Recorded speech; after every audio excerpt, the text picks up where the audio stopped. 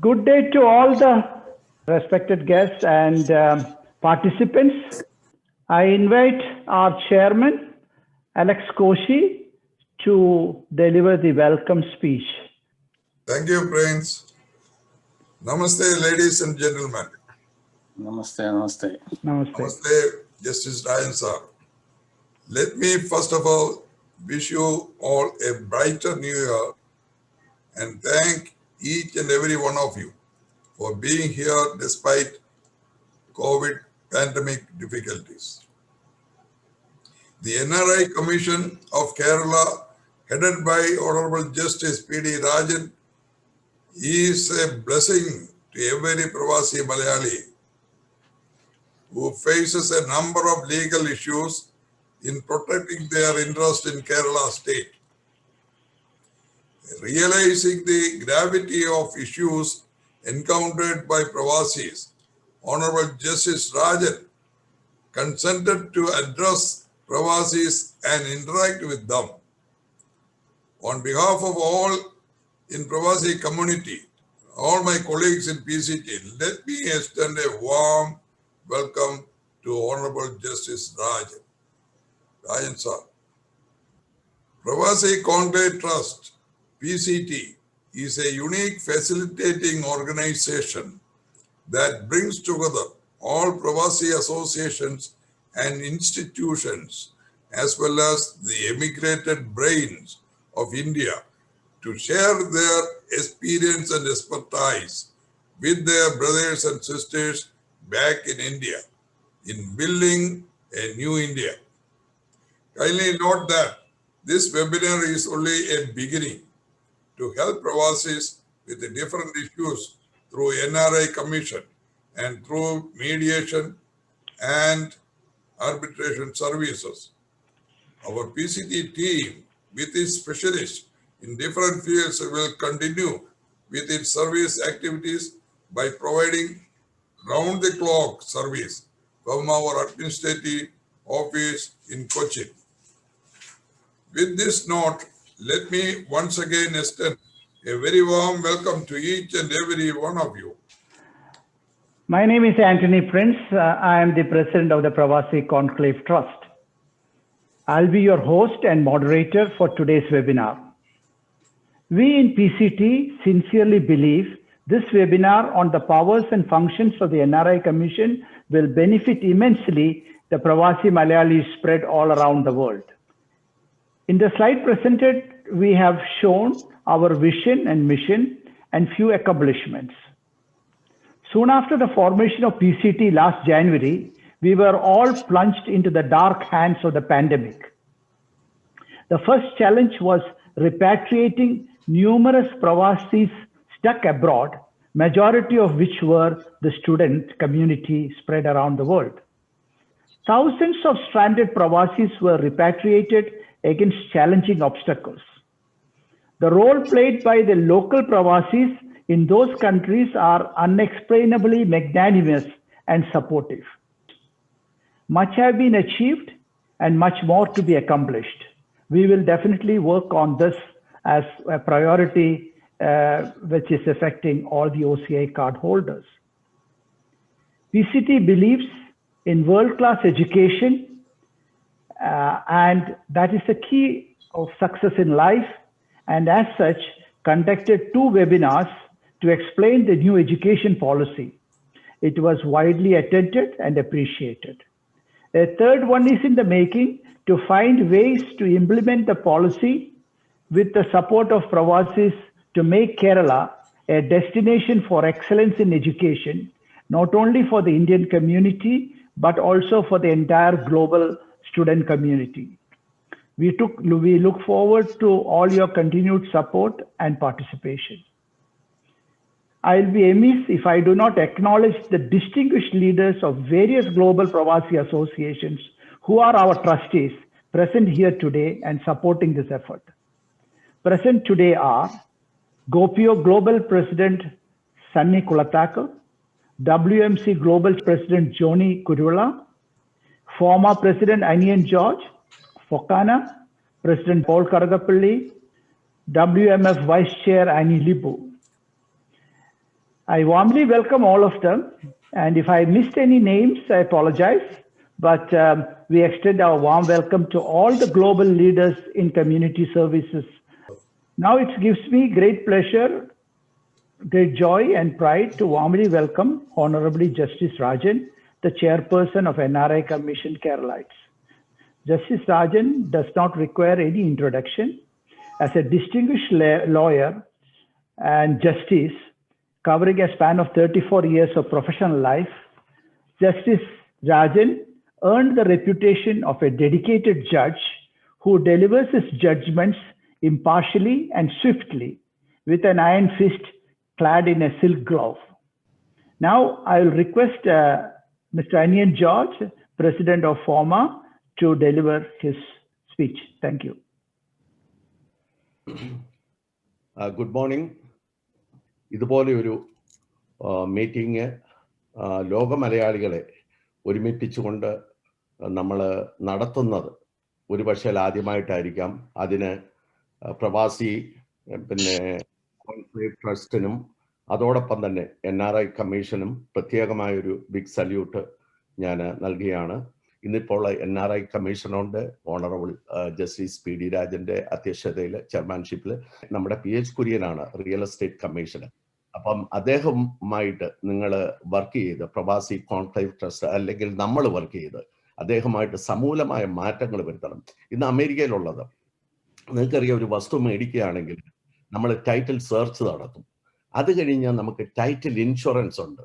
എന്തെങ്കിലും മുൻകാലങ്ങളിൽ സംഭവിച്ചിട്ടുണ്ടെങ്കിൽ ആ ടൈറ്റിൽ ഇൻഷുറൻസ് കവറപ്പ് ചെയ്യുന്നുണ്ട് എന്ന് പറഞ്ഞ പോലെ കേരളത്തിൽ ഇതേ രീതിയിൽ അല്ലെങ്കിൽ ഇന്ത്യയിൽ ഒരു സമൂലമായ ഒരു മാറ്റത്തിലൂടെ മുൻകാല ആരെങ്കിലും ചെയ്ത തെറ്റുകൾക്ക് പിന്നീട് വസ്തു മേടിക്കുന്ന ഒരാൾക്ക് അയാൾ ഉത്തരവാദിയാകാത്ത രീതിയിലുള്ള കാര്യങ്ങളിലേക്ക് മുന്നോട്ട് പോകണം. ഒരിക്കൽ കൂടി എല്ലാവർക്കും ഫോമയുടെ പേരിലുള്ള ഫോമയുടെ പരിപൂർണമായ സപ്പോർട്ട് നിങ്ങൾക്ക് പ്രവാസി തരികയാണ്. Thank you so much. Our next speaker is Dr. Mohan Thomas from Doha, Qatar. Dr. Mohan Thomas is a medical doctor. He is a businessman and a philanthropist. Yeah. And he is also a founder trustee of the Pravasi Conclave Trust. I invite you to say a few words. Thank you. Our honorable guest speaker of the day, Sri Rajan, Chairman Mr. Alex, other office bearers, distinguished guests from all over the world. It is indeed a great opportunity for all the Pravasis living all over the world that we could meet on one platform today. I think it is a very, very important and a very major step Pravasi Conclave Trust have done to bring everybody together. As a Pravasi for 38 years, I have been fighting it as a solo fighter, but then we thought it should come to one umbrella, and we formed a organization called Indian Community Benevolent Forum under the aegis of Embassy of India as a patron, who has been doing commendable job for the last 35 years in this country, of which I was the past president and past chairman. During the COVID time, we came together and could take care of our entire population, not only the Malayalis, the Indian population, and even others, and very well manage their needs for medical, their travel needs. We chartered 30 charter flights by us to the various parts of India and take care of them. So there are a lot of problems faced by people, our people here. I will just touch upon just major 2 or 3 points actually. Some of this is of the financial frauds committed by some of our Indians here who escaped to India, and we are not able to reach them. Many of our Qatari friends and all other investors, other Indian investors here are facing this problem. When we reach to India, the culprit cannot be caught and brought back to this country. Another very major problem recently it has come up is the drug trafficking. Some mafia group is using youngsters and even women to transport drugs to these countries. And now there should be an awareness program done by the Pravasi Conclave Trust among all the people in Kerala especially, to make aware about this big threat to our children, and then it should be countered. Third thing is the job frauds. Our own people get family visas or business visas and convince the people from India that this is their job visa, and in all the earnestness, they pay huge amount and then come to this country. In 3 months or 6 months time, they find they do not have a permanent status. Then they land up in big problems, and it becomes our problems then. So this has been there. Our people should be made aware that when they travel to this country on a job visa, they should make sure that it is not a job, business visa or a family visit visa. It is a permanent visa. So many problems are faced like this actually. So I'm just touching upon very few of them, and I hope the Pravasi Conclave Trust will look into this and have problems addressed from time to time. Our support is always there as the Indian Community Benevolent Forum and the rest of the organizations in this country. We will be always there to work. We are ready to work with you all the time. Thank you. The next speaker that we have is Mr. Jose Collett. ഏറ്റവും ആദരണീയനായ കേരള സംസ്ഥാനത്തിന്റെ NRI commission chairperson honourable justice Shri PD Rajan sir, ലോകമെമ്പാടുമുള്ള പ്രവാസി സംഘടനകളുടെ നേതാക്കന്മാരെ, ഞാൻ നെഞ്ചോട് ചേർക്കുന്ന എൻ്റെ പ്രിയ പ്രവാസി സമൂഹമേ, നിങ്ങൾക്ക് എൻ്റെ വിനീതമായ കൂപ്പുകൈ. ആദ്യമായി എനിക്ക് പറയാനുള്ളത്, NRI കമ്മീഷന്റെ പ്രവർത്തനം എന്ന് പറയുന്നത്, അതിന്റെ ഒബ്ജക്റ്റീവ് എന്ന് പറയുന്നത്, ഇപ്പോൾ വിദേശത്ത് ജോലി ചെയ്യുന്ന പ്രവാസികൾക്ക് വേണ്ടി മാത്രമല്ല, മടങ്ങി വന്ന റിട്ടേണീസിന് വേണ്ടി കൂടെയാണ് എന്നുള്ളത് ഞാനൊന്ന് ഓർപ്പിച്ചു കൊള്ളട്ടെ. കാരണം പലർക്കും ചില കൺഫ്യൂഷൻ ഉണ്ട് that this is only meant for the NRIs or NRKs, non resident Keralites. മടങ്ങി വന്ന ലക്ഷക്കണക്കിന് ആയിരക്കണക്കിന് ആളുകളുണ്ട്. അവരുടെയും കാര്യങ്ങൾ ഈക്വൽ പ്രാധാന്യത്തോടെ NRI കമ്മീഷൻ ചെയ്യുന്നതാണ് എന്നുള്ളത് ഞാൻ ആദ്യമേ ഒന്ന് സൂചിപ്പിച്ചുകൊള്ളട്ടെ. ജസ്റ്റിസ് PD രാജൻ സാറിനെ NRI കമ്മീഷന്റെ ചെയർപേഴ്സൺ എന്ന നിലയിലാണ് നമ്മളിൽ പലരും അറിയുന്നത്. എന്നാൽ അതിന് പുറമോട്ട് ഉള്ള ചെറിയ 1-2 കാര്യങ്ങൾ അദ്ദേഹവുമായി ബന്ധപ്പെട്ടത് ഞാനിവിടെ പറയാൻ സൂചിപ്പിക്കുകയാണ്. അനേക വർഷങ്ങളായിട്ട് പ്രവാസി സംഘടനകൾ ഗവൺമെന്റിന് കൊടുത്തിട്ടുള്ളതായ മെമ്മോറാണ്ടം റിക്വസ്റ്റുകൾ, ഞങ്ങളുടെ വസ്തുവകകൾ, ഞങ്ങളുടെ പ്രോപ്പർട്ടീസ് ഒക്കെ പ്രൊട്ടക്ട് ചെയ്യാനായിട്ട് ഒരു കമ്മീഷനെ വേണമെന്ന് കാലാകാലങ്ങളായിട്ട്, ഒരുപക്ഷെ അലക്സ് വിളനിലത്തിനറിയാം, ഡോക്ടർ ശ്രീധൽ റാവിൽ ഉണ്ടായിരുന്ന കാലം തൊട്ട് നമ്മൾ ഗവൺമെന്റിനോട് അപേക്ഷിച്ചുകൊണ്ടിരുന്നു.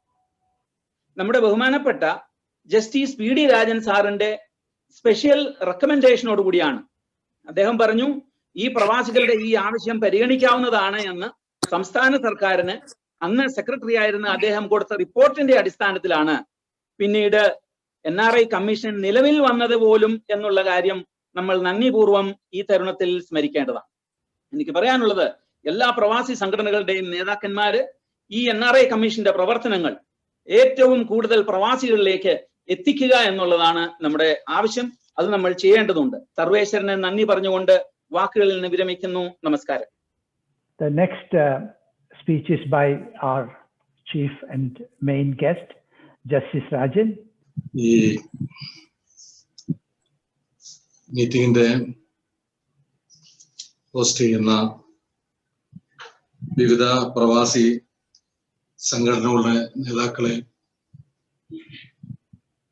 സ്വാഗതം അഭ്യർത്ഥിച്ച പ്രിയമുള്ള അലക്സ് വിളനിലം കോശി,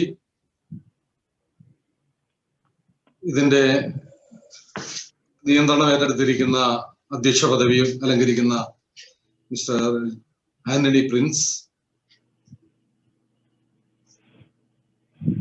സംസാരിച്ച പ്രിയമുള്ള ശ്രീ അനിയൻ ജോർജ്, ഡോക്ടർ മോഹൻദാസ്, ജോസ് കോലത്ത്, ഇതില് നന്ദി പ്രകാശിപ്പിക്കുവാൻ ഉത്തരവാദിത്തം ഏറ്റെടുത്തിട്ടുള്ള അഡ്വക്കേറ്റ് സിറിയക് തോമസ്, വേൾഡ് മലയാളികളുടെ ഈ സംഗമത്തിൽ പങ്കെടുക്കാനും NRI കമ്മീഷനെ കുറിച്ച് ഏതാനും ചില കാര്യങ്ങള് നിങ്ങളോട് പറയുവാനും കഴിയുന്നതിൽ ഏറ്റവും അധികം സന്തോഷമുണ്ട്. 2016 രൂപീകരിച്ച ഈ കമ്മീഷൻ ഏതാണ്ട് 4 വർഷക്കാലം പിന്നിട്ട് കഴിഞ്ഞിരിക്കുകയാണ്. കേരളത്തിൽ ഇപ്പോൾ പ്രവാസ ജീവിതം കഴിഞ്ഞു വന്നിട്ടുള്ള ആളുകളിൽ നല്ലൊരു ശതമാനം ആളുകള് പ്രവാസി കമ്മീഷന്റെ പ്രവർത്തനങ്ങളിൽ അവർക്ക് വേണ്ട സൗകര്യങ്ങള് ലഭിക്കുന്നതിനായിട്ട് നിരവധി പരാതികള് കമ്മീഷനിൽ തന്നിട്ടുണ്ട്. ഈ കമ്മീഷന്റെ രൂപീകരണത്തെ കുറിച്ച് പ്രിയങ്കരനായ ജോസ് കൊല്ലത്ത് അവതരിപ്പിക്കുകയുണ്ടായി. പ്രവാസികളുടെ വിവിധങ്ങളായിട്ടുള്ള പ്രശ്നങ്ങളിൽ കേരള ഗവൺമെന്റ് ശക്തമായിട്ട് ഇടപെടുന്നതിനുള്ള ഒരു വേദി ഉണ്ടാവണമെന്ന് ആവശ്യപ്പെട്ടതിന്റെ അടിസ്ഥാനത്തിലാണ് പ്രവാസികളുടെ പ്രശ്നങ്ങളെ പഠിക്കാൻ ഒരു നിയമസഭാ സമിതി രൂപീകരിക്കുന്നത്. വിശദമായ ഒരു പഠനം നടത്താൻ ആ കമ്മിറ്റി തയ്യാറായതിന്റെ അടിസ്ഥാനത്തിൽ ഒരു റിപ്പോർട്ട് തയ്യാറാക്കി. ആ റിപ്പോർട്ടിന്റെ അടിസ്ഥാനത്തിലാണ് അന്നത്തെ ഗവൺമെന്റ് ഈ പ്രവാസി കമ്മീഷൻ നിയമം 2016 കേരളത്തില് നടപ്പാക്കി, പാസാക്കി. ഇന്ത്യയിൽ ആദ്യമായിട്ടൊരു നിയമം പ്രവാസികൾക്ക് വേണ്ടി തയ്യാറാക്കിയത് പഞ്ചാബ് ഗവൺമെന്റ് ആണ് 2010. ആ നിയമത്തിന്റെ ബേസ് ചെയ്തുകൊണ്ട് തന്നെ കേരളത്തിലെ രണ്ടാമതായിട്ട് ഇന്ത്യയിൽ പാസാക്കുന്ന ഒരു നിയമമാണ് പ്രവാസി കമ്മീഷൻ നിയമം. ഈ നിയമം കൊണ്ട് ഉദ്ദേശിക്കുന്നത് പ്രധാനമായിട്ടും പ്രവാസി ജീവിതം കഴിഞ്ഞു വന്ന ആളുകളെ, ഇപ്പോൾ പ്രവാസ ജീവിതം അനുഭവിക്കുന്ന ആളുകളെ ഒക്കെ തന്നെ അവരുടെ ജീവന്, അവരുടെ സ്വത്തിന് ഉള്ള സംരക്ഷണം കൊടുക്കുക എന്നുള്ള മുഖ്യ ഉദ്ദേശമാണ് ഗവൺമെന്റ് ഈ നിയമം പാസാക്കുന്ന സമയത്ത് ഗവൺമെന്റ് മുന്നിലുണ്ടായിരുന്നത്. ആ വ്യവസ്ഥയുടെ അടിസ്ഥാനത്തില് നിയമങ്ങൾ ഉണ്ടാവുകയും അവരുടെ ജീവനും സ്വത്തിനും സംരക്ഷിക്കുന്നതിന് വേണ്ടിയുള്ള എല്ലാ പരിരക്ഷകളും കേരളത്തിന്റെ പരിമിതിക്കകത്ത് നിന്നുകൊണ്ട് കൊടുക്കുന്നതിന് വേണ്ടി സംസ്ഥാന ഗവൺമെന്റ് ഈ കമ്മീഷനെ 5 പേരടങ്ങുന്ന ഒരു കമ്മീഷൻ, അതില് ഒരാൾ ചെയർമാനും. അതിന്റെ പ്രവർത്തനങ്ങള്, അതിന്റെ ബാലാരിഷ്ടതകള് ധാരാളമുണ്ട്. ആ പരിമിതികൾക്കകത്ത് ആണെങ്കിൽ പോലും ഇപ്പോൾ വിദേശത്ത് ജോലി ചെയ്യുന്ന പല ആളുകൾക്കും കമ്മീഷന്റെ പ്രവർത്തനങ്ങള് മനസ്സിലാവാതിരിക്കുന്നത് കൊണ്ട് പലപ്പോഴും അവരെ ഈ കമ്മീഷനുമായിട്ട് അവരുടെ പ്രശ്നങ്ങള് ഷെയർ ചെയ്യുന്നതിന് തയ്യാറായിട്ടില്ല എന്നുള്ളതാണ് ഞാൻ മനസ്സിലാക്കിയിട്ടുള്ളത്. അതല്ല, ഇത് തീർച്ചയായിട്ടും നിങ്ങൾ വിദേശ രാജ്യത്ത് ജോലി ചെയ്യുന്ന ആളുകള് വിദേശ രാജ്യത്ത് ജോലി ചെയ്യുന്ന സമയത്ത് അവർക്ക് ഇവിടെ ഉണ്ടാവുന്ന ബുദ്ധിമുട്ടുകള്, അല്ലെങ്കിൽ അവർക്ക് മറ്റു രാജ്യങ്ങളുമായിട്ട് പല ഗൾഫ് രാജ്യങ്ങളിലും അമേരിക്കയെ പോലെയുള്ള സ്ഥലത്ത് പ്രശ്നങ്ങൾ ഉണ്ടാവുന്നില്ല എങ്കിൽ പോലും ഗൾഫ് രാജ്യങ്ങളിൽ ഉണ്ടാവുന്ന നിരവധി പ്രശ്നങ്ങള് കമ്മീഷന്റെ മുൻപിൽ എത്തുകയും അത്തരം കാര്യങ്ങൾക്ക് വേണ്ടിയുള്ള പ്രവർത്തനങ്ങള് നടപ്പാക്കുന്നതിനും വേണ്ട നടപടിയെടുക്കുന്നതിനും ഒരു പരിധിവരെ കമ്മീഷൻ പരിശ്രമിച്ചിട്ടുണ്ട്. ഈ ഗൗരവമായിട്ടുള്ള വിഷയത്തിന് വളരെയധികം പരിമിതികളുണ്ട്. പലപ്പോഴും കൊടുത്ത കാശിന് തെളിവുണ്ടാവില്ല. ആ തെളിവില്ലാതിരിക്കുമ്പം അതിന് കമ്മീഷന് മുന്നോട്ട് പോകുന്നതിനുള്ള പരിമിതികളുണ്ട്. ഇവര് ഏതെങ്കിലും തരത്തിൽ പണമിടപാട് അത്തരം രാജ്യങ്ങളിൽ വെച്ച് നടത്തുമ്പോൾ ഒന്നുകിൽ ആ രാജ്യത്തെ നിയമമനുസരിച്ചുള്ള രേഖകൾ വാങ്ങിക്കുകയും, ഒന്നുകിൽ എംബസിയോ അല്ലെങ്കിൽ കോൺസുലേറ്റോ ബന്ധപ്പെട്ട ഉദ്യോഗസ്ഥന്മാരുടെ സാന്നിധ്യത്തിലോ ഒക്കെ തന്നെ ഇടപാട് നടത്തി ഒപ്പ് ശേഖരിച്ച് അത് തെളിവായിട്ട് വാങ്ങിക്കഴിഞ്ഞു കഴിഞ്ഞാൽ തീർച്ചയായിട്ടും ഇന്ത്യൻ നിയമം അനുസരിച്ചിട്ട് ഈ രാജ്യത്ത് നടക്കുന്ന കുറ്റം വിദേശ രാജ്യങ്ങളിൽ കുറ്റമായിട്ടുണ്ടെങ്കിൽ ഇന്ത്യ ഗവൺമെന്റിന് ആ രാജ്യത്ത് ഉള്ള ആളുകൾക്കെതിരെ ഇന്ത്യയിലെ നിയമം അനുസരിച്ച് നടപടി എടുക്കുന്നതിനുള്ള നിയമ സംവിധാനം നമ്മുടെ നിയമവ്യവസ്ഥയില് പരിരക്ഷിച്ചിട്ടുണ്ട്. നേരത്തെ പറഞ്ഞ വേറൊരു വിഷയം വസ്തുവിനെ സംബന്ധിച്ചുള്ളതാണ്. വസ്തുവിനെ സംബന്ധിച്ച് പലപ്പോഴും പരാതി തരുമ്പോൾ ഒരു പരാതി NRI കമ്മീഷനിലേക്ക് നേരിട്ട് വിദേശത്തുള്ള ആളുകൾ തരികയാണെങ്കിൽ ആരാണ് ഈ വസ്തുവിന്റെ അതിരുകളെ സംബന്ധിച്ച് തർക്കം ഉണ്ടാക്കുന്നത്, ആ വസ്തുവിന്റെ കൃത്യമായിട്ട് ഉള്ള അതിരുകള് ഏത് പ്രമാണപ്രകാരമാണ് നിങ്ങൾക്ക് വസ്തു കിട്ടിയത്, വിലയ്ക്ക് വാങ്ങിയതെങ്കിൽ അങ്ങനെ, അല്ലെങ്കിൽ ഇൻഹെറിറ്റൻസ് വീട്ടിൽ നിന്ന് പാരമ്പര്യമായിട്ട് കിട്ടിയതാണെങ്കിൽ അങ്ങനെ, അല്ലെങ്കിൽ മറ്റു ദാനാധാര പ്രകാരം കിട്ടിയതാണ് അങ്ങനെ, ആ വ്യവസ്ഥകളൊക്കെ കൃത്യമായിട്ട് രേഖപ്പെടുത്തി ആ പ്രമാണത്തിന്റെ കോപ്പികളൊക്കെ ചേർത്തിട്ട് കമ്മീഷനിലേക്ക് പരാതി തന്ന് അതിനകത്ത് നടപടിയെടുത്ത ആളുകൾ ആരാണ്, കയ്യേറ്റം നടത്തുന്ന ആളുകൾ ആരാണ്, അവരുടെ അഡ്രസ്സും പേരും കൃത്യമായിട്ട് അറിയിച്ചു തന്നാൽ തീർച്ചയായിട്ടും കമ്മീഷൻ അതിനെ സംബന്ധിച്ച് അന്വേഷണം നടത്തി പരിഹാരം കണ്ടെത്താനുള്ള നടപടി ബന്ധപ്പെട്ട റവന്യൂ ഉദ്യോഗസ്ഥന്മാർക്കോ, കളക്ടറെങ്കിൽ കളക്ടർ, അതല്ലെങ്കിൽ തഹസിൽദാരെങ്കിൽ തഹസിൽദാര്, വില്ലേജ് ഓഫീസർക്ക് ഒക്കെ തന്നെ കൊടുത്തിട്ട് ചെയ്യുവാൻ കഴിയും എന്നുള്ള കാര്യം നിങ്ങളെ ഓർമ്മപ്പെടുത്തുന്നു. നേരെ മറിച്ച് ഇവിടെയുള്ള വസ്തുക്കളെ, ഇവിടെ നിങ്ങളുടെ ജീവൻ എന്തെങ്കിലും ഭീഷണിയുണ്ടോ, നിങ്ങളുടെ ഇവിടെ ബന്ധുക്കൾക്ക് എന്തെങ്കിലും ഭീഷണിയുണ്ടോ, ഇവിടെ ഏതെങ്കിലും തരത്തിലുള്ള തട്ടിപ്പ് ആരെങ്കിലും നിങ്ങൾക്കെതിരെ നടത്തിയിട്ടുണ്ടോ, അത്തരം കാര്യങ്ങളിലൊക്കെ ഇടപെടുന്നതിനുള്ള ഉത്തരവാദിത്വം കമ്മീഷൻ ഉണ്ട് എന്ന് വളരെ സന്തോഷപൂർവ്വം ഞാൻ നിങ്ങളെ അറിയിക്കുകയാണ്. പിന്നെ ആദ്യകാലങ്ങളിൽ റിയൽ എസ്റ്റേറ്റ് അതോറിറ്റി വരുന്നതിന് മുമ്പായിട്ട് നിരവധി വിദേശ മലയാളികള് നമ്മുടെ കേരളത്തിന്റെ പല ഭാഗങ്ങളില് പിന്നെ ഫ്ലാറ്റുകൾ വാങ്ങിക്കാൻ പൈസ കൊടുത്തിട്ട് കൃത്യസമയത്ത് ഫ്ലാറ്റുകള് പിന്നെ പണിഞ്ഞു കൊടുക്കാതെ അകാരണമായിട്ട് ബിൽഡർമാര് പിന്നെ താമസിപ്പിച്ചിട്ടുണ്ട്. അത്തരം കേസിൽ ഏതാണ്ട് 2-3 കേസ് ഇപ്പൊ എന്റെ കയ്യിലുണ്ട്. അതിന്റെ നടപടികൾ ഇങ്ങനെ മോണിറ്റർ ചെയ്തുകൊണ്ടിരിക്കുകയാണ്. കമ്മീഷൻ തന്നെ അതിന്റെ കൃത്യമായ ഒരു കണക്ക് പറഞ്ഞിട്ട് ഇന്ന പണി ഇന്ന പണി ഇന്ന പണി എന്ന് പറഞ്ഞ് അത് മോണിറ്റർ ചെയ്ത് പൂർത്തിയാക്കിക്കൊണ്ടിരിക്കുകയാണ്. അപ്പൊ അത്തരം കാര്യങ്ങളും കമ്മീഷന്റെ ശ്രദ്ധയിൽ വന്നിട്ടുണ്ട്, അവരുടെ സ്വത്ത് സംരക്ഷിക്കുക എന്നുള്ളത്. അപ്പം ഏത് തരത്തിലുള്ള നിങ്ങൾക്ക് പ്രതിസന്ധികളാണ് ഇപ്പോൾ നേരിടുന്നത് എന്ന് രേഖാമൂലം കമ്മീഷന്റെ ഒരു വെബ്സൈറ്റ് ഉണ്ട്, അതല്ലെങ്കിൽ എന്റെ ഒരു പിന്നെ ഇമെയിൽ ID ഉണ്ട്, സെക്രട്ടറിയുടെ ഇമെയിൽ ID ഉണ്ട്. അതിലേക്ക് കൃത്യ അഡ്രസ്സും അതോടൊപ്പം തന്നെ നിങ്ങള് NRI ആണെന്ന് തെളിയിക്കുന്ന പാസ്പോർട്ടിന്റെ കോപ്പി, അതിലെ വിസ സ്റ്റാമ്പ് ചെയ്തതിന്റെ കോപ്പി ഒക്കെ അയച്ച് തന്നു കഴിഞ്ഞാല് കമ്മീഷന് തീർച്ചയായിട്ടും നിങ്ങളുടെ കൃത്യമായ കോണ്ടാക്ട് നമ്പർ, അഡ്രസ് ഒക്കെ തന്നാല് ചെയ്യുന്നതിന് കമ്മീഷൻ ഒരു ബുദ്ധിമുട്ടും ഉണ്ടാവില്ല എന്ന് വിവിധ ഈ വിദേശ പിന്നെ സംഘടനകളെ ഞാൻ ഇത്തരുണത്തില് ഞാൻ പറയുവാൻ ആഗ്രഹിക്കുന്നു. ഏറ്റവും പവർഫുൾ ആയിട്ടുള്ള ഒരു ബോഡിയാണിത്. ഗൾഫ് രാജ്യങ്ങളെ സംബന്ധിച്ച് പറഞ്ഞാൽ ഇപ്പൊ ഞാൻ കാണുന്നത്, എന്റെ ശ്രദ്ധയിൽ വന്നത്, ദീർഘകാലം അവിടെ ജോലി ചെയ്യും. ഖത്തറിലാണെങ്കിലും കുവൈറ്റിലാണെങ്കിലും ഒമാനിലാണെങ്കിലും അതുപോലെ തന്നെ മറ്റ് ഗൾഫ് രാജ്യങ്ങളിൽ ജോലി ചെയ്തതിന് ശേഷം അവിടുത്തെ ജോലി ചെയ്യുന്ന പിന്നെ ചെയ്യിക്കുന്ന തൊഴിൽ ദാതാവ് അവര് 1 വർഷം 6 മാസത്തേക്ക് ശമ്പളം കൊടുക്കാതിരുന്നു കഴിഞ്ഞിട്ട് അവരെ നാട് കടത്തുന്നു. അത്തരം കാര്യങ്ങളില് അവിടുത്തെ തൊഴിൽ നിയമം അനുസരിച്ച് പിന്നെ അവർക്ക് അരിയേഴ്സ് ഓഫ് സാലറി കിട്ടുന്നതിന് ഒരു സംവിധാനം ഇന്ന് ഗൾഫ് രാജ്യങ്ങളിൽ ഇല്ല. അപ്പൊ അതിനകത്ത് ഡോക്ടറൊക്കെ ശ്രദ്ധിക്കേണ്ടത്, അത്തരം ഒരു സാഹചര്യം വരുന്ന സമയത്ത് അത് റിസോൾവ് ചെയ്യാനായിട്ട് മലയാളികളെ സംബന്ധിച്ചിടത്തോളം സ്കിൽഡും അൺസ്കിൽഡും ആളുകൾ അവിടെ ചെന്ന്, ഒരു പ്രൊഫഷണൽ അല്ലാത്ത ആളുകളെ ചെന്നിട്ട് വീട് പോറ്റാനായിരിക്കും അവിടെ 1 വർഷത്തേക്കോ അല്ലെങ്കിൽ 5 വർഷത്തേക്കോ 10 വർഷത്തേക്കോ ഒക്കെ പോകുന്നത്. അവിടെ പോയിട്ട് മടങ്ങി വരുന്ന സമയത്ത് പ്രതീക്ഷയില്ലാതെ തികച്ചും ദാരിദ്ര്യത്തിന്റെ ഒരുപാട്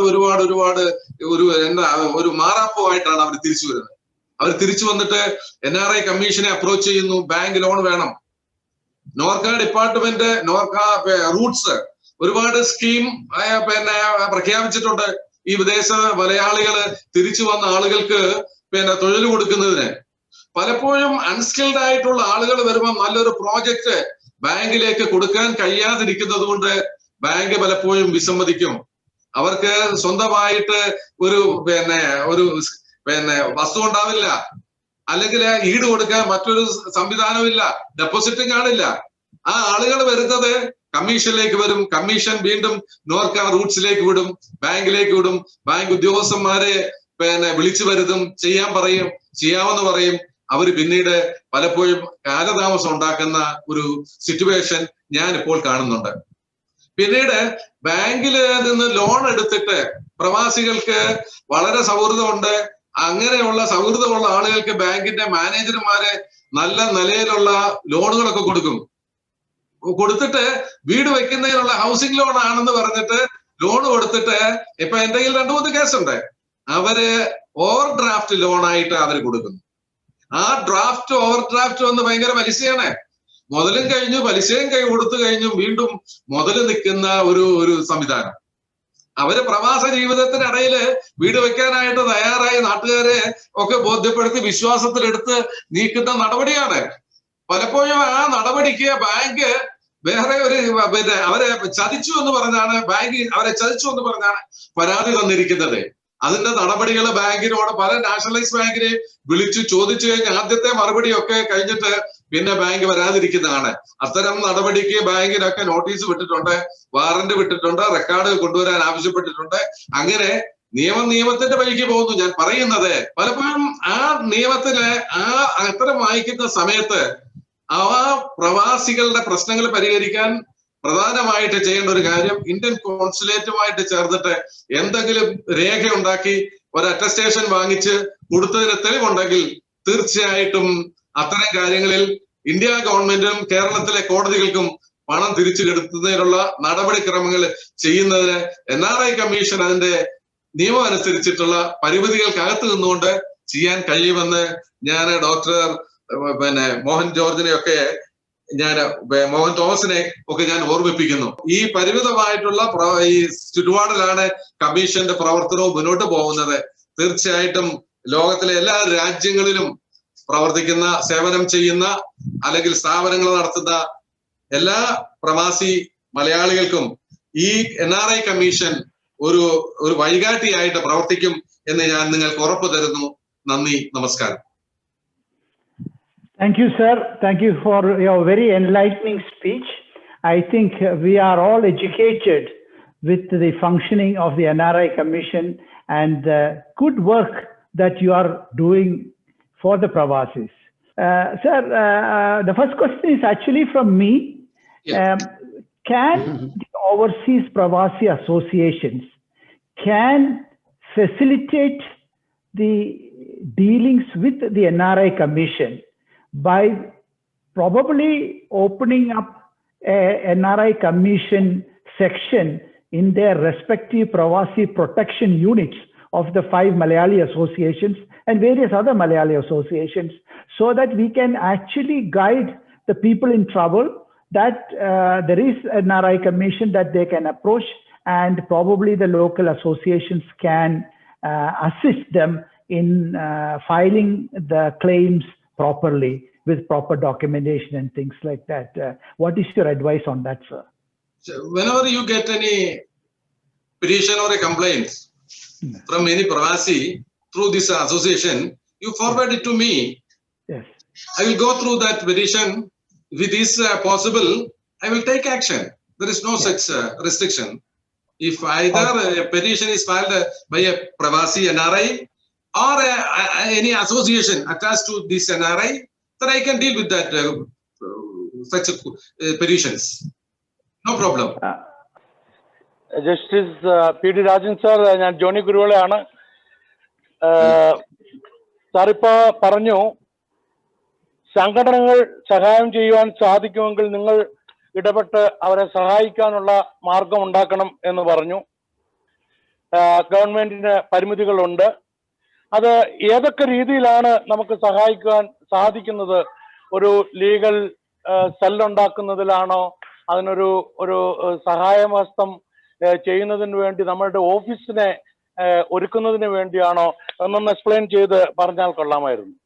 ഇതില് പരാതി അയക്കുക എന്ന് പറഞ്ഞത് ഒന്നുകിൽ ആർക്കാണ് ഏതെങ്കിലും തരത്തിലുള്ള നിയമപരമായിട്ടുള്ള ഒരു ഡയറക്ഷൻ വേണ്ടത്, ആ പരാതിയുടെ സംക്ഷിപ്തം, ഇപ്പൊ വസ്തു കയ്യേറി അല്ലെങ്കിൽ സ്വത്തിന് പോയി അല്ലെങ്കിൽ ആളുകൾ ആരെങ്കിലും കയ്യേറ്റം നടത്തി ജീവിക്കാൻ പറ്റില്ല, പരിരക്ഷയില്ല, പോലീസിന്റെ സഹായം വേണം പറഞ്ഞു കഴിഞ്ഞാൽ ആ ആളിന്റെ ഒരു പരാതി സ്വീകരിച്ചിട്ട് ബന്ധപ്പെട്ട പ്രവാസി സംഘടനകൾ ഫോർവേഡ് ചെയ്താൽ തീർച്ചയായിട്ടും അത് പരിഗണിക്കാൻ കമ്മീഷൻ തയ്യാറാകും.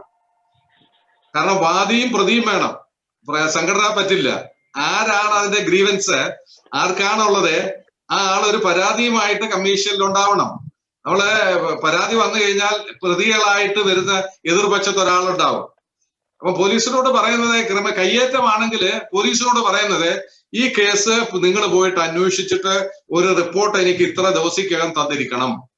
പ്രഥമ ദൃഷ്ടി ആ കേസ് ഉണ്ടെന്ന് തോന്നിക്കഴിഞ്ഞാൽ കമ്മീഷൻ ഡയറക്റ്റ് ചെയ്യും കേസ് എടുത്ത് രജിസ്റ്റർ ചെയ്ത് മുന്നോട്ട് പോകാൻ. എന്റെ പേര് തോമസ് ടി ഉമ്മൻ എന്നാണ്. ഞാൻ ഫോമയുടെ നോർത്ത് അമേരിക്കയിലെ നാഷണൽ ട്രഷറർ കൂടിയാണ്. ഈ NRI കമ്മീഷൻ നൽകുന്ന എല്ലാ സേവനങ്ങൾക്കും ആദ്യമേ നന്ദി അറിയിക്കട്ടെ.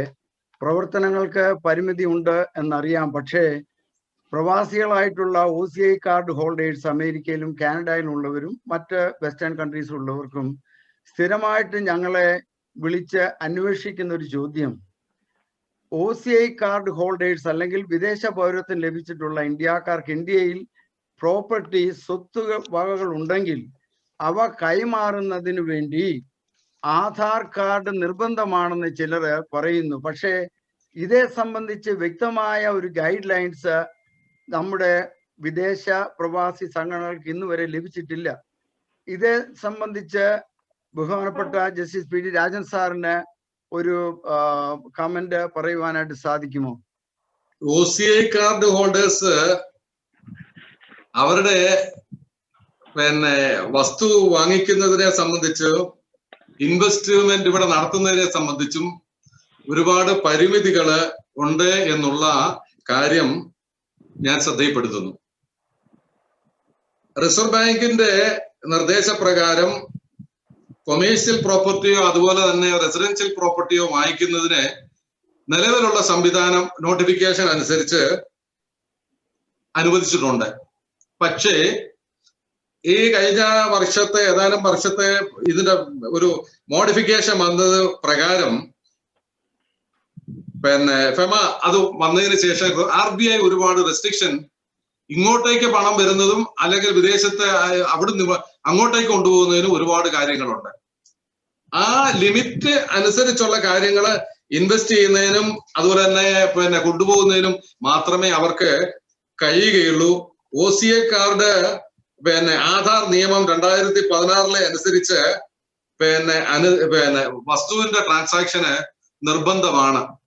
ഞാൻ ബിജു തോണിക്കടവിൽ ഫോമയുടെ ജോയിന്റ് ട്രഷററാണ്.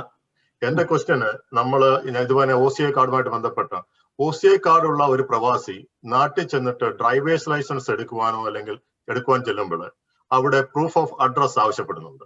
അപ്പം ചിലർക്ക് അത് കൊടുക്കുവാൻ കഴിയുന്നില്ല. അതിനെന്തെങ്കിലും നമുക്ക് ചെയ്യാൻ പറ്റുമോ?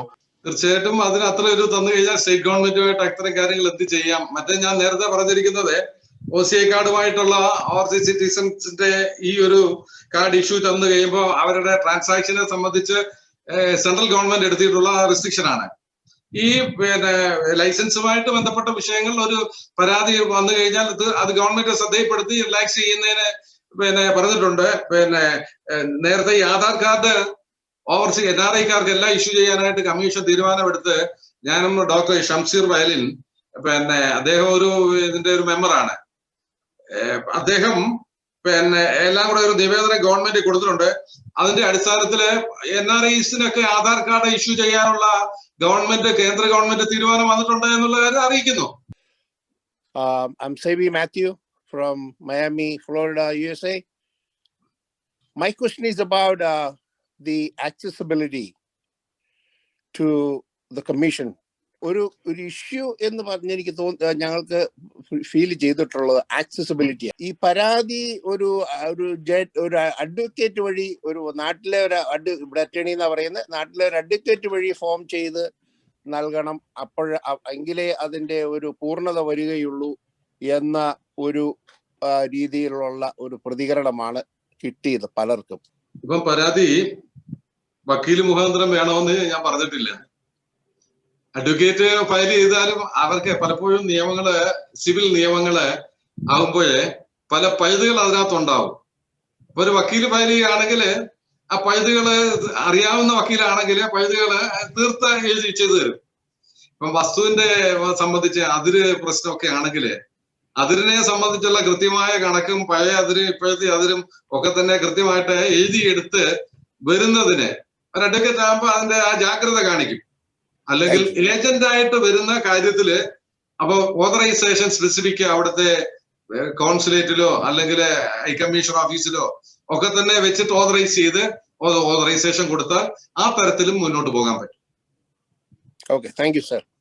ആ ഓതറൈസേഷന്റെ കാര്യത്തിൽ ഒരു ചെറിയ ക്വസ്റ്റ്യൻ ഉണ്ട്. ഈ ഓതറൈസേഷൻ അമേരിക്കയില് ഒരു ലൈസൻസിൽ നോട്ടറി ഒരാളുടെ ഐഡന്റിറ്റി ഓതറൈസ് ചെയ്താൽ അത് വാലിഡ് ആണ്. ഇപ്പൊ കോൺസുലേറ്റ് വഴി ഒരു സാധാരണക്കാരന് ഒരു ഓതറൈസേഷൻ കിട്ടണമെങ്കിൽ സാർ tedious ജോബാണ്. അത് അമേരിക്കയിലെ ഒരു ലൈസൻസ് നോട്ടറൈസ് ചെയ്യണ ആ ഡോക്യുമെന്റ് സാർ അക്സെപ്റ്റ് ചെയ്യാൻ തയ്യാറാണോ? തീർച്ചയായിട്ടും അത് അവിടുത്തെ നിയമ സംവിധാനം നമ്മുടെ ഇന്ത്യ രാജ്യവുമായിട്ട് ബന്ധപ്പെട്ട പല കാര്യത്തിലും എഗ്രിമെന്റ് ഉള്ളതാണല്ലോ. അമേരിക്ക, US-ഉം കാനഡയും ഒക്കെ പല ട്രീറ്റി, ജനീവ കൺവെൻഷനിലൊക്കെ അവര് പാർട്ടിസിപ്പൻസ് ആണ്. So India government and Indian courts are bound by that law, that agreement.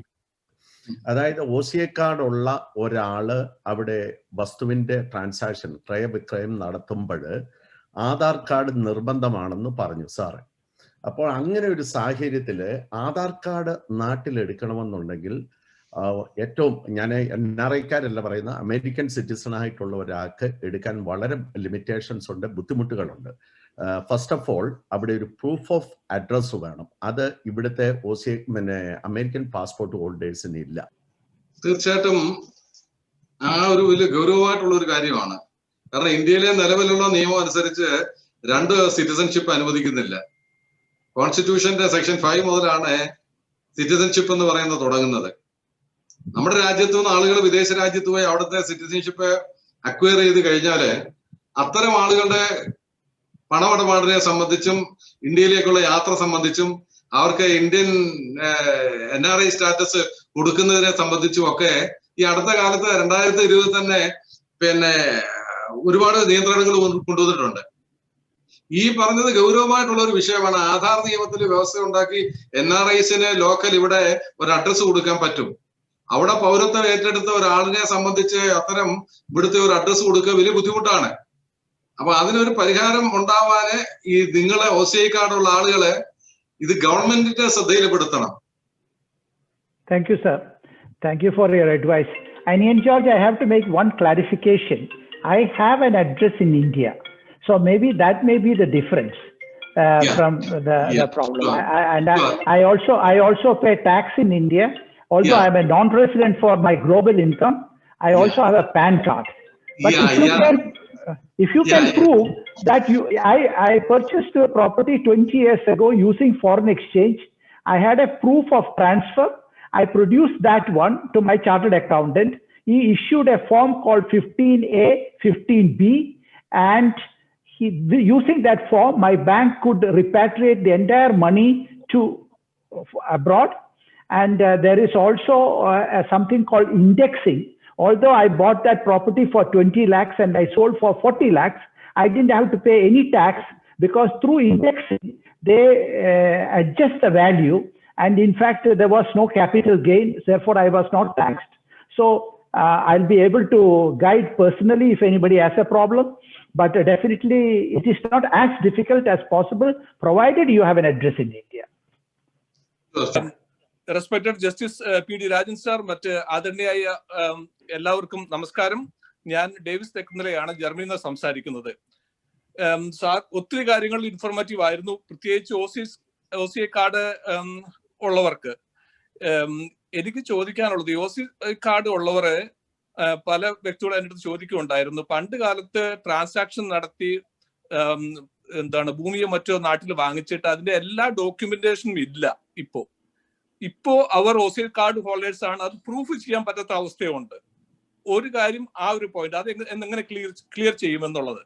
രണ്ടാമത്, ഈ OCI കാർഡ് ഉള്ള ആളുകളുടെ കുട്ടികൾ, അതൊരു ഒത്തിരി ഇമ്പോർട്ടന്റ് ആയിട്ടാണ് എനിക്ക് സെൽഫായിട്ടുണ്ടായ ഒരു പരിചയമാണ്. കുട്ടികൾ നാട്ടിലോട്ട് വരുമ്പോൾ OCI കാർഡ് കൊണ്ട് അവരെ കൺസിഡർ ചെയ്യുന്നതെല്ലാം ഫോറിനേഴ്സ് ആയിട്ടാണ്. ഡൽഹിയിലോ ബോംബെയിലോ ആഗ്രയിലോ കൾച്ചറൽ കാര്യങ്ങളിൽ കാണാനും പോകുമ്പോഴെല്ലാം. അപ്പൊ ഈ OCI കാർഡ് കൊണ്ട് യാതൊരു ഗുണമില്ല. അതിന് എന്തെങ്കിലും കമ്മീഷൻ എന്തെങ്കിലും ചെയ്യാൻ പറ്റുമോ? പിന്നെ ഒരു പോയിന്റും കൂടി എനിക്കുള്ളത്, വളരെ ഇമ്പോർട്ടന്റ് ആണ്. യൂറോപ്പിലേക്ക് ഒത്തിരി സ്റ്റുഡൻസ് ഇവിടെ വരുന്നുണ്ട്. ഒത്തിരി ട്രാഫിക്കിംഗ് ആയിട്ടുള്ള ഒത്തിരി റിക്രൂട്ടിംഗ് ഏജൻസികള് ഫാൾസ് ആയിട്ട് ഇൻഫർമേഷൻ കൊടുത്ത് പൈസ വാങ്ങിച്ച് കയറ്റി വിട്ട് ഇവിടെ വന്ന് കറങ്ങുന്ന ഒത്തിരി സ്റ്റുഡൻസ്, വെൽ എഡ്യൂക്കേറ്റഡ് സ്റ്റുഡൻസ് ഉണ്ട്. അവർക്ക് വേണ്ടി നാട്ടിൽ എങ്ങനെ ഒരു അവയർനെസ് പ്രോഗ്രാം കൊടുക്കാൻ പറ്റും, എന്ത് ചെയ്യാൻ പറ്റും കൂടി അറിഞ്ഞാൽ വളരെ ഉപകാരമായിരുന്നു. റിക്രൂട്ടിംഗ് ഏജൻസികള് നടത്തുന്ന തെറ്റായ നടപടികൾക്കെതിരെ നടപടി നീക്കാനുള്ള ഒരു അധികാരം കമ്മീഷനുണ്ട്. അപ്പൊ അത് കമ്മീഷന്റെ ശ്രദ്ധയിൽ വന്നാല് അവർക്ക് ഏത് ഏജൻസിയാണ് ആ ഏജൻസിക്കെതിരെ നടപടി എടുക്കുന്നത് ആയിരിക്കും. പിന്നെ രണ്ടാമത്, OCI കാർഡുള്ള ആളുകളുടെ മക്കള് ഇവിടെ വരുമ്പോൾ 4 days ആയിട്ട് കാണുന്നു. അപ്പൊ ഒരു കാര്യമുണ്ട്, ഈ OCI കാർഡ് ഇഷ്യൂ ചെയ്താൽ ഒരു എക്സംഷൻ കൊടുത്തിട്ടുണ്ട്. അവരെ ഇൻഹെറിറ്റ് ചെയ്യുക, അച്ഛന്റെ പ്രോപ്പർട്ടി അല്ലെങ്കിൽ മറ്റാളുകളുടെ പ്രോപ്പർട്ടി അത് ഇൻഹെറിറ്റ് ചെയ്ത് വരികയാണെങ്കിൽ അവർക്ക് എന്തൊക്കെയോ നിയമപരിരക്ഷ ഈ ഇവരുടെ RBIയുടെ ഡയറക്ഷനകത്തുണ്ട്. പുതിയൊരു പ്രോപ്പർട്ടി വാങ്ങിച്ച് വന്നു കഴിഞ്ഞ് വിൽക്കുമ്പോഴത്തെ ഇഷ്യൂ അല്ല അച്ഛന്റെ അല്ലെങ്കിൽ വഴി കിട്ടുന്ന ഫാമിലി പ്രോപ്പർട്ടിയിൽ ഉണ്ടാകുന്ന റൈറ്റ്. ഒരു പക്ഷേ ആ റൈറ്റ് വെച്ചിട്ട് ഒരു പക്ഷേ അവർക്ക് ഇന്ത്യയില് മക്കൾക്ക് ഇവിടുത്തെ എന്തെങ്കിലും അഡ്രസ് ജനറേറ്റ് ചെയ്തിട്ട് മുന്നോട്ട് പോകാൻ കഴിയും. അത് ഗവൺമെന്റ് ഓഫ് ഇന്ത്യയുടെ ആ മെഴ്സിയിൽ മാത്രമേ ആപ്ലിക്കേഷൻ കൊടുത്തിട്ട് അവരൊരു നയപരമായ തീരുമാനം എടുത്തെങ്കിൽ മാത്രമേ അതിലൊരു അഭിപ്രായം പറയാൻ കഴിയുള്ളൂ. The next question is from Celine Sharat. ഇപ്പൊ ഒരു കംപ്ലൈന്റ് കിട്ടിയാല് ഒരു സമയപരിധി ഉണ്ടോ നമുക്ക് ഒരു റെസ്പോൺസ് കിട്ടാനും? എപ്പോഴും ഇങ്ങനെയാണല്ലോ, നമ്മുടെ നാട്ടിൽ ചെന്നിട്ട് ഒരു കാര്യം ചെയ്തു കഴിഞ്ഞാൽ അതിന്റെ ഒരു റെസ്പോൺസ് കിട്ടാനാണ് ഏറ്റവും ബുദ്ധിമുട്ട്. അപ്പൊ എന്റെ ക്വസ്റ്റ്യൻ ഇതാണ്, നമുക്കൊരു കംപ്ലൈന്റ് ഇത് ഈ പറഞ്ഞ കമ്മീഷൻ വഴിയെല്ലാം ലോഡ്ജ് ചെയ്താൽ അവിടെ ഒരു സിസ്റ്റം ഉണ്ടോ? Thank you. ഈ NRI കമ്മീഷൻ ഇപ്പൊ തുടങ്ങിയിട്ട് 4 വർഷമായി. സ്റ്റാഫിന്റെ ഒരു പരിമിതി ഉണ്ട്, അത് ഗവൺമെന്റ് തരുമെന്ന് പറഞ്ഞിരിക്കുകയാണ്. നോർക്ക റൂട്ട്സുമായിട്ടോ നോർക്ക ഡിപ്പാർട്ട്മെന്റുമായിട്ടോ NRI കമ്മീഷൻ ഒരു ബന്ധവും ഇല്ല. അത് ആദ്യമേ മനസ്സിലാക്കുക. ഇപ്പൊ നോർക്ക റൂട്ട്സുകാർ എന്തെങ്കിലും നടപടി തെറ്റ് കാണിച്ചാൽ അവർക്കെതിരെ നടപടി എടുക്കാനുള്ള അധികാരം കമ്മീഷനുണ്ട്. അതുപോലെ തന്നെ Norka department government of India principal secretary ഇപ്പം ഡോക്ടർ എളങ്കോവൻ IAS ആണ്. അദ്ദേഹം കൃത്യമായിട്ട് ഈ കാര്യത്തിൽ നടപടി നീക്കുന്നില്ലെങ്കിൽ അദ്ദേഹത്തിനോട് വിശദീകരണം ചോദിച്ച് നടപടി നീക്കും. ഈ നോർക്കായുമായിട്ടോ ഇതൊരു ഗവൺമെന്റ് സംവിധാനമല്ല, കാരണം ഇതൊരു ക്വാസി ജുഡീഷ്യൽ ബോഡിയാണ്. ആ ക്വാസി ജുഡീഷ്യൽ ബോഡിയില് നിയമപരമായിട്ടുള്ള നടപടി എടുക്കുന്നതിന് ഇതിന്റെ സ്റ്റാഫിന്റെ ഒരു ഷോർട്ടേജ് ഉണ്ട്. എന്നിരുന്നാൽ തന്നെയും ഞാൻ തന്നെ അതിനകത്ത് മോണിറ്റർ ചെയ്തിട്ട് നമുക്ക് ക്രിമിനൽ നടപടിയാണെങ്കിൽ ഒരു പോലീസിന്റെ റിപ്പോർട്ട് എടുക്കാന് ചിലപ്പം പോലീസ് ഇൻവെസ്റ്റിഗേഷൻ ടീം പറഞ്ഞിട്ടുണ്ടെങ്കിലും ഇതുവരെ അതായിട്ടില്ല. അപ്പൊ അതിന് കാലതാമസം ഉണ്ടാവും. പോലീസ് ബന്ധപ്പെട്ട ഒരു 2-3 മാസമെങ്കിലും അവർ റിപ്പോർട്ട് മിനിമം 2 മാസമെങ്കിലും എടുക്കും. ഇത് അയക്കുന്നത് മേലെ ഉള്ള SPക്കോ അല്ലെങ്കിൽ ബന്ധപ്പെട്ട ആള് മുഖാന്തരമായിരിക്കും റിപ്പോർട്ട് ഇത്ര ദിവസിക്കാൻ തരണമെന്ന് പറഞ്ഞു. ആ സമയത്തിനുള്ളിൽ അവര് തരും. ആ തരാത്ത പോലീസ് ഉദ്യോഗസ്ഥന്മാർക്ക് എതിരെ കാരണം കാണിക്കൽ നോട്ടീസ് എടുത്ത് നടപടി നീക്കുമെന്ന് സംവിധാനം ഉണ്ടാവും. സാർ, ഞാനും ഈ പ്രവാസി കമ്മീഷൻ അംഗമായിരുന്നു. ഈ കഴിഞ്ഞ 1 വർഷം എങ്ങനെയാണ് നിങ്ങൾ പ്രവർത്തിച്ചതെന്ന് അറിഞ്ഞാൽ കൊള്ളാം. കാരണം ഈ കോവിഡിന്റെ ഈ പ്രശ്ന സമയത്ത് എങ്ങനെയാണ് നിങ്ങൾ അദാലത്തൊക്കെ കൂടിയോ അതോ പ്രവാസി കമ്മീഷൻ എങ്ങനെ വർക്ക് ചെയ്തു എന്നറിഞ്ഞാൽ കൊള്ളാം. പിന്നെ അദാലത്തിൽ എങ്ങനെയാണ് ഏറ്റവും കൂടുതൽ കംപ്ലൈന്റ് എന്തിനെ പറ്റിയായിരുന്നു എന്നും അറിഞ്ഞാൽ കൊള്ളാം. Thank you sir, thank you very much. Thank you Soman baby. കഴിഞ്ഞ 1 വർഷക്കാലം ചെയ്ത നല്ല പ്രവർത്തനമായിരുന്നു. കാരണം പ്രവാസി കമ്മീഷന്റെ ഓഫീസ് ഈ ലോക്ക്ഡൌൺ സമയത്ത് പ്രവർത്തിക്കുന്നില്ല. ഞാൻ തിരുവനന്തപുരത്ത് ചെന്നിട്ട് പ്രവാസികള് തന്നിട്ടുള്ള പരാതികളും പെൻഡിങ് പെറ്റീഷൻസും ഒക്കെ തന്നെ എന്റെ ക്യാമ്പ് ഓഫീസായിട്ട് ഞാൻ നോട്ടിഫൈ ചെയ്യും. എറണാകുളത്ത്, കൊച്ചിയില്. അവിടെ കൊണ്ടുവന്നിട്ട് 100 കണക്കിന് പെറ്റീഷൻസ് ഇവിടെ വന്നിട്ട് അത് പരിശോധിച്ചിട്ട് ഞാൻ എന്റെ സ്റ്റാഫിനെ എന്റെ വീട്ടിലേക്ക് വരുത്തുന്നുണ്ടായിരുന്നു. കോവിഡ് കാലത്തും ഞാൻ ഓരോ പെറ്റീഷൻസും 2016 മുതലുള്ള പെറ്റീഷൻസ് ഇരിക്കുന്നത് അതിന്റെ ജീവനക്കാരുടെ ഒരു ദൗർലഭ്യം അങ്ങേക്ക് അറിയാവുന്ന എനിക്ക് തോന്നുന്നു. അപ്പൊ അതില്ലാതെ അത് ഞാൻ തന്നെ ഇവിടെ ഇരുന്നിട്ട് മൊത്തം കേസുകളും കൊണ്ടുവരാവുന്നത് നടപടി കിട്ടാതിരുന്നതുമായിട്ടുള്ളതിലെ കൊണ്ടുവന്നിട്ട് ഞാൻ ഇവിടെ നിന്നിട്ട് 100 കണക്കിന് കേസുകൾ മാസാമാസം തരുന്നത്. അത് തീർന്നു കഴിയുമ്പോൾ അടുത്ത സെറ്റായിട്ട് ഞാൻ എന്റെ വണ്ടിയില് എന്റെ സ്റ്റെനോഗ്രാഫറെയും എന്റെ പോലീസുകാരനെയും കൂടെ വിട്ടിട്ട് എടുപ്പിച്ചുകൊണ്ട് വരും. അത് വന്നിട്ട് യാത്ര ചെയ്യുന്നതിന് അതുകൊണ്ട് കുഴപ്പമില്ലായിരുന്നു, വന്നിട്ട് തീർത്തുകൊണ്ടിരിക്കും. ഈ പ്രവാസത്തെ ഈ ലോക്ക്ഡൌൺ സമയത്ത് കഴിഞ്ഞിട്ട് ആദ്യം ഈ വരുന്ന 19-ന് ആദ്യത്തെ അദാലത്ത് കൊച്ചിയിൽ വെച്ച് നടക്കാൻ പോവുകയാണ്. അപ്പം ഇത്രയും കാര്യങ്ങള് ഈ ലോക്ക്ഡൌൺ സമയത്ത് കമ്മീഷൻ ചെയ്തിട്ടുണ്ട്. The next question is from Philip Marat from USA. Will you please ask the question? Philip. Thank you sir. Justice sir Rajan sir പറഞ്ഞതെല്ലാം കേട്ടു, വളരെ ഭംഗിയായിട്ട് എല്ലാം എക്സ്പ്ലെയിൻ ചെയ്തു. എന്നിരുന്നാലും ഒരു സംശയം കൂടി ഉള്ളത് കൊണ്ട് ഞാൻ ആ ചോദ്യം ചോദിക്കുക. ആദ്യം തന്നെ എന്റെ നന്ദി അറിയിച്ചു കൊള്ളട്ടെ. എന്റെ ചോദ്യം ഇതാണ്, ഇവിടെ മറ്റു രാജ്യങ്ങളിൽ ഞങ്ങളെപ്പോലെ ഉള്ളവര് ധാരാളം വർഷങ്ങളായിട്ട് സിറ്റിസൺ ആയിട്ട് ഉള്ളവരാണ് ഞങ്ങൾ എല്ലാവരും തന്നെ. നേരത്തെ ഇവിടെ പറഞ്ഞ പോലെ തന്നെ ഞങ്ങൾക്ക് എല്ലാ പ്രോപ്പർട്ടികളും ഇതുപോലെ തന്നെ നാട്ടിലുണ്ട്. പക്ഷെ നാട്ടിൽ ചില പ്രോപ്പർട്ടികൾ ഞങ്ങളുടെ കൈയേറിയത് ഞങ്ങൾക്ക് നാട്ടിൽ വന്ന് കേസ് നടത്താനായിട്ട് വളരെ ബുദ്ധിമുട്ടുണ്ട്. കാരണം ഞങ്ങളുടെ ജോലികൾ നഷ്ടമാകും. ഇവിടുന്ന് അവിടെ വന്ന് അതിന്റെ കേസിന്റെ പുറകെ ഞങ്ങൾ പോയി കഴിഞ്ഞാൽ ഞങ്ങളുടെ ജോലി അതൊരു വിഷയമാണ്. തിരിച്ചു വരുമ്പോൾ ഞങ്ങൾക്കത് ബുദ്ധിമുട്ടായിട്ട് തന്നെ പോകും. അങ്ങനെ ഉള്ളത് കൊണ്ട് ഞങ്ങൾക്ക് അവിടെ ഒരു പവർ ഓഫ് അറ്റേർണി കൊടുത്ത് ആരെങ്കിലും ഒരാളെ, അല്ലെങ്കിൽ ഏതെങ്കിലും ഒരു അയലോക്കത്തുള്ള ഏതെങ്കിലും ഒരാളെയോ ആൾക്ക് വേണ്ടി ഞാൻ പവർ ഓഫ് അറ്റേർണി കൊടുത്താൽ എനിക്ക് വേണ്ടി ആ ആള് കോർട്ടിൽ പോയി കേസ് വാദിക്കുമോ ഇല്ലയോ എന്നുള്ളൊരു സംശയമാണ് എനിക്കുള്ളത്. ഈ ആദ്യമേ തന്നെ പവർ ഓഫ് അറ്റോർണിയുടെ കാര്യം ഞാൻ സൂചിപ്പിക്കാം. പവർ ഓഫ് അറ്റോർണി രണ്ട് തരത്തില് ഉണ്ട്. ഏതെങ്കിലും പ്രത്യേക ഉദ്ദേശ ലക്ഷ്യത്തോടു കൂടി തയ്യാറാക്കി കൊടുക്കുന്നത്, ആ ഉദ്ദേശ കാര്യങ്ങൾ മാത്രം ചെയ്യുക എന്നുള്ളത് അയാളെ ചുമതലപ്പെടുത്താൻ പറ്റും. ജനറൽ പവർ ഓഫ് അറ്റോർണി കൊടുത്തു കഴിഞ്ഞാൽ അയാൾ ആ പണി ചെയ്ത് കഴിഞ്ഞിട്ട് വസ്തു വിറ്റ് വല്ലവർക്കും കൊടുത്തു കഴിഞ്ഞാല് അമേരിക്കയിലെ നിയമം ഇപ്പൊ US-ലല്ലേ, അമേരിക്കയിലെ പ്രവാസ ജീവിതം കഴിഞ്ഞ് എപ്പോഴെങ്കിലും ഇന്ത്യയിലേക്ക് വന്ന് ഇവിടെ അവിടുത്തെ അത് ക്യാൻസൽ ചെയ്ത് വന്നിട്ട് ജീവിക്കണം തുടങ്ങിയാല് കൊടുക്കുന്ന ആളെ വസ്തു വിറ്റ് പോയി കഴിഞ്ഞാൽ പിന്നെ ഒന്നും ഇല്ലാതാവും. അപ്പൊ പവർ ഓഫ് അറ്റോർണിയുടെ ഇത് അത് ചെയ്യുമ്പോഴേ സൂക്ഷിച്ച് ചെയ്യാം. അത്ര വിശ്വാസമുള്ള ആളിന് സ്പെഷ്യൽ പവർ ഓഫ് അറ്റോർണി തയ്യാറാക്കി കൊടുത്ത് ചുമതലപ്പെടുത്താം. Okay, thank you, sir. Justice Rajan, your explanations and everything was excellent. I am settled in Bangalore, and I know hundreds and thousands of our Kerala NRIs who are having problems in Bangalore. But I don't know whether your jurisdiction will not come to Bangalore, but I just want to get an advice from you, whether we can think of a special speedy court for NRI, these type of cases in Bangalore and other places, because outside Kerala, you will not be able to have any jurisdiction. I don't know that whether what they can do, but they will do. But one thing I can tell you, last year, after this Muralidharan took charge as minister, central government, some of the officers obtained a report from this commission. They informed in my office that they wish to constitute an all India commission for NRIs. I don't know what is the plan, how it will work, what are the provisions for that. I don't know. If you move there, if government of India is willing, sure you will get a similar act and a commission in Karnataka, all India basis. Invite Advocate Syriac to deliver the vote of thanks.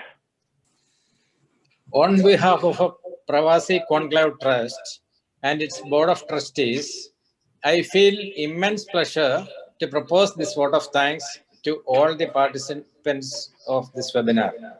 The systematic response to the queries given by Justice Rajan will definitely bring confidence among NRI community for the better planning of their property back home.